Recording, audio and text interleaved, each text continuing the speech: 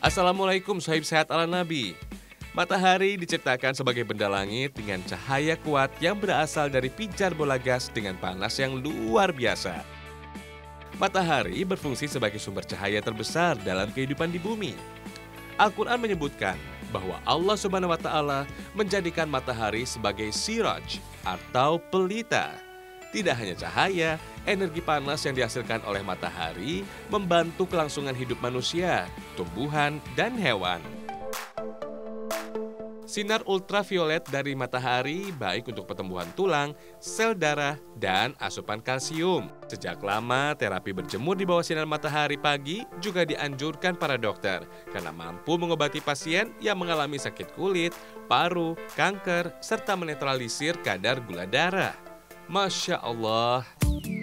Allah berfirman dalam surah Fussilat ayat 37-39 yang berbunyi, dan sebagian dari tanda-tanda kekuasaannya ialah malam, siang, matahari, dan bulan. Janganlah bersujud kepada matahari dan janganlah pula kepada bulan, tetapi bersujudlah kepada Allah yang menciptakannya, jika kamu hanya kepadanya saja menyembah. Bagi sohib yang tidak sempat berjemur di bawah sinar matahari, dapat menyiasati asupan vitamin D dengan makanan. Di antaranya adalah ikan salmon, udang, jamur, kuning telur, dan minyak ikan. Assalamualaikum pemirsa, hari ini kita akan memakan dan juga memasak makanan pengganti vitamin D. Tuh, bahan-bahan yang diperlukan gampang sekali.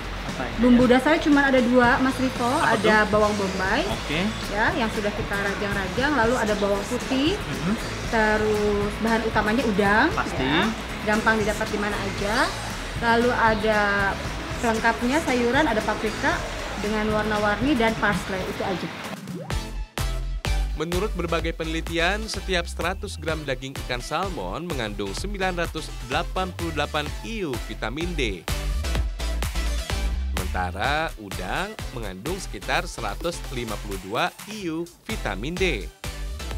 Karena lebih mudah didapat, kali ini asupan vitamin D kita ambil dari udang.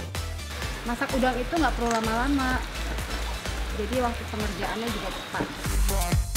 Bagi yang tidak suka dengan hasil laut, dapat menggantinya dengan jamur, yang juga mengandung vitamin D sebanyak 450 IU. Kan ini paprika, yang berwarna-warni.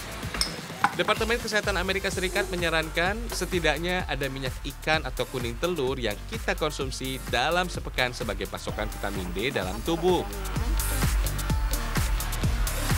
Sudah jadi, ini adalah garlic prawn butter, kombinasi dari udang, butter, dan juga roti yang bisa diaplikasikan sederhana ya. Betul. Kita di rumah untuk salah satu pilihan untuk menu buka puasa. Nah, ini kombinasi ini sebenarnya bisa disiasati sama apa aja, Chef? Untuk menu Bisa buka dengan puasa. jamur. Jamur. Betul. Lalu si breadnya sendiri bisa dikasih parmesan cheese. Jadi kombinasi sesuai selera kita. Betul.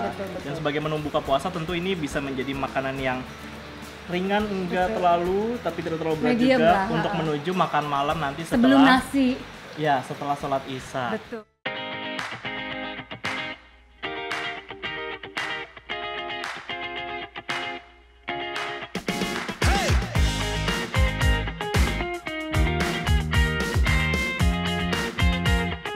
Negara tropis seperti Indonesia harus bersyukur karena mendapat paparan sinar matahari lebih banyak dibandingkan negara yang letaknya lebih dekat dengan kutub bumi. 5-15 menit paparan sinar matahari merupakan asupan vitamin D bagi tubuh manusia. Sinar matahari pada jam 9 dan 10 pagi adalah yang paling baik, namun tentu disesuaikan dengan lokasi tempat kita tinggal. Yang pasti, jika matahari pada jam tertentu memiliki indeks ultraviolet sekitar 3-7, maka kita akan mendapat cukup asupan vitamin D bagi tubuh. Sebagian orang beranggapan bahwa paparan sinar matahari juga dapat mencegah penyebaran virus COVID-19 yang begitu masif di seluruh dunia. Namun, sampai hari ini belum ada penelitian resmi yang menguji tentang itu. Makanya, paparan sinar matahari mampu mencegah virus masuk ke dalam tubuh. Tapi tidak selalu. Jika stamina tubuh kita sedang menurun, maka peluang virus untuk masuk ke dalam tubuh semakin besar. Sehingga yang bisa kita lakukan hanyalah menjaga kesehatan sebaik-baiknya. Namun perlu diingat bahwa tidak setiap waktu paparan sinar matahari dapat berdampak baik bagi kesehatan. Jika kita terpapar sinar matahari dengan durasi cukup lama dan di waktu siang hingga ke sore hari, tubuh kita justru menyerap sinar ultraviolet dengan kadar berlebih. Yang pertama, kulit kita akan terbakar atau secara ilmiah disebut sebagai eritema. Hal ini dapat memicu tumbuhnya sel kanker pada bagian kulit. Paparan sinar matahari berlebih pada mata juga menyebabkan penyakit katarak, yakni munculnya selaput pada bagian lensa yang menghalangi pandangan mata kita.